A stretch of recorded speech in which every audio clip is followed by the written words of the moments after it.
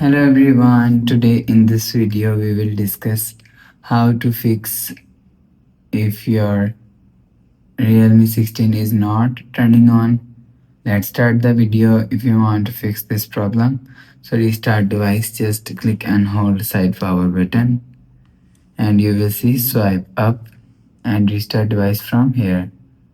After restarting, go back to home screen and enter your phone pin.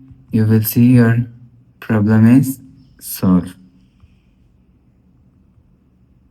But if it not solved, you want to fix this problem, click on settings app.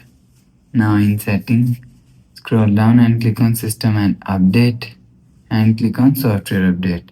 You will check your software update is latest. If it not latest, update your software latest. After update software latest, go back to home screen. You will see your problem is solved.